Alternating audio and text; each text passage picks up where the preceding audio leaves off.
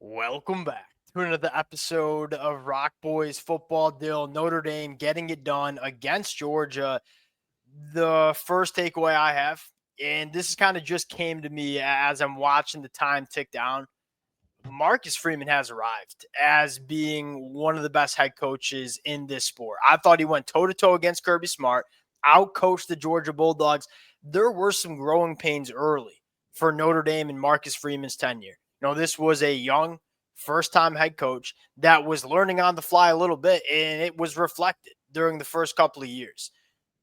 This win and how he's commanded this program throughout the 2024 year, to me, I think during the offseason, when you get into these episodes of talking about some of the best head coaches in the sport, you got to start bringing up Marcus Freeman's name. I think, secondly, you kind of lose sight of this.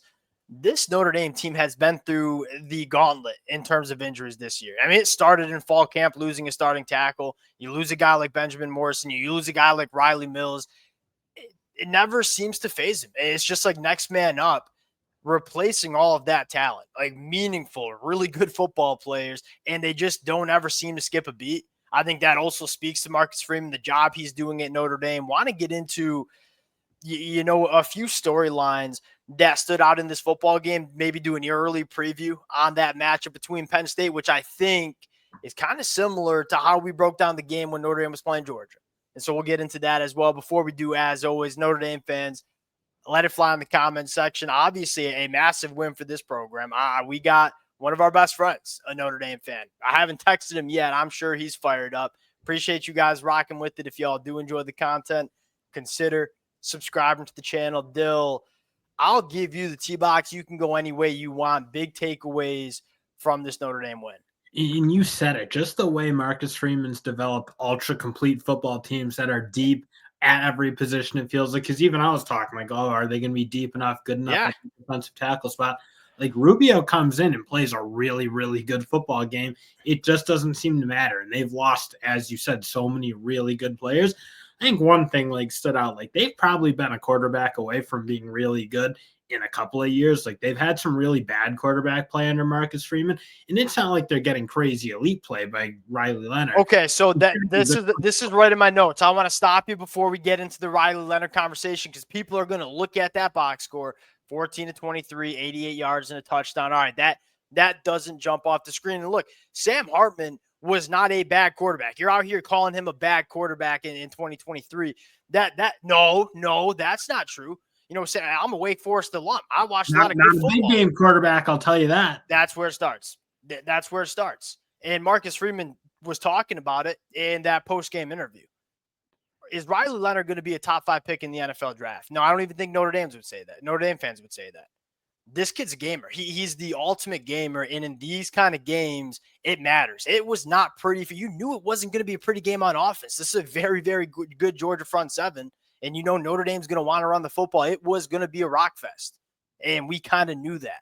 But having a quarterback like Riley Leonard on some of these third down plays where you just got to go make something happen and figure it out, that's what he brings to this Notre Dame offense, and that's what makes this team special, I think, in this college football playoff. I feel like you took that as like I was taking a shot at Riley. Like I don't think he's the one carrying this team by any means. Like it's led by the running backs, it's led by that offensive line, what they do in the run game, the defense, as a unit, because that's an elite defense.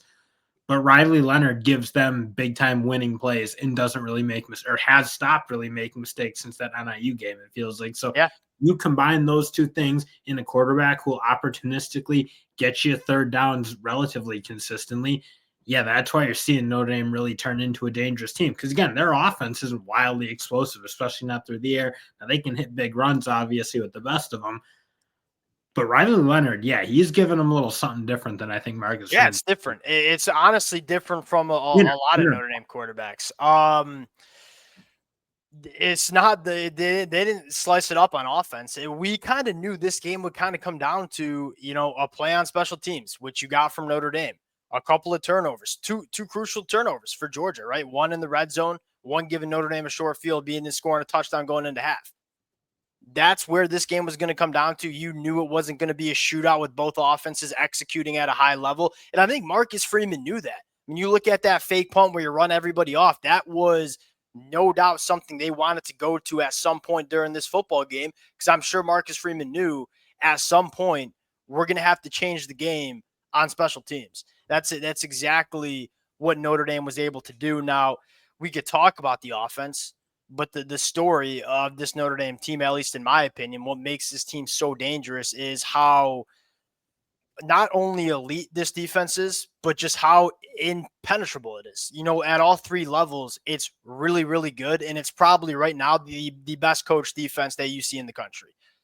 And if you're a team like Georgia that lacks some playmakers and kind of lacks that guy to just go make some plays to win some football games, which Georgia has lacked all year, and you knew that heading into this one, it was going to be hard to move it on Notre Dame because they ain't going to give you anything cheap, and Notre Dame didn't in this football game against Georgia.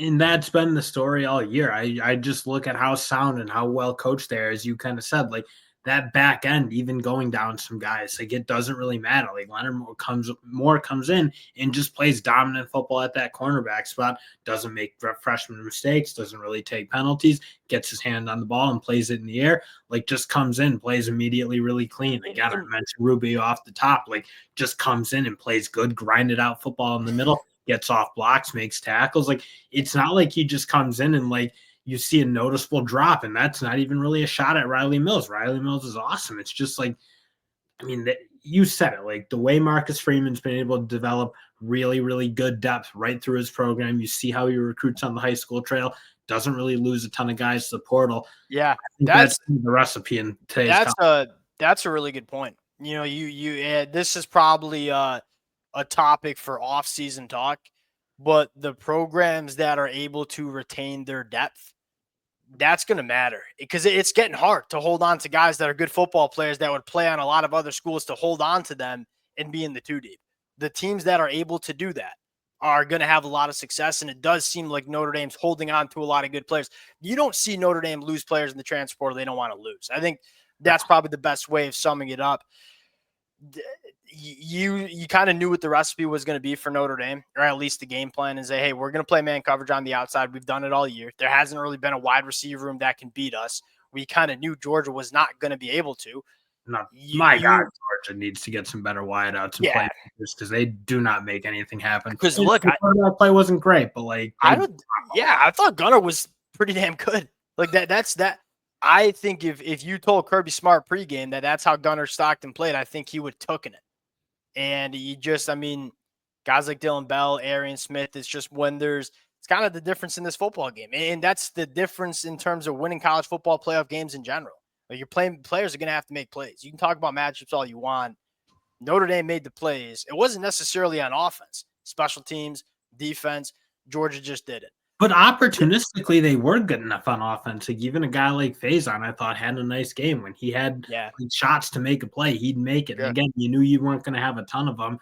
Georgia, really stingy defense. Notre Dame, there's probably some cap on what they can be as an offense just in general with the lack of ability to really throw the ball down the field. But again, you talk about being opportunistic. It's not just Riley Leonard. Like there are guys across the board. And what I love most, and you noted it, like is Notre Dame have the most dangerous downfield passing attack, and that's probably the question you have in terms of Notre Dame winning a national championship. My refute to that is they know who they are. Like how many times do we sit down to watch a college football game and programs just they don't understand like how their offense should be run and leaning into what your offense is based on. Riley Leonard, really good with his legs. Notre Dame leans into it. He's a really good processor, and he's really good short underneath. We're going to lean into it. You know, Mike Denbrock's not going to try to make Riley Leonard a quarterback that he's not. And you saw at times in Jalen Milroe's career trying to make him a processor, trying to make him a guy that is a pocket guy. It's just you got to lean into your quarterback and your offensive skill set. I think Mike Denbrock does a great job doing it. Okay, got me a little sidetracked on the offense. I want to give one more take on the defense. Still, 69 yards rushing for Georgia. That I feel like that was the story.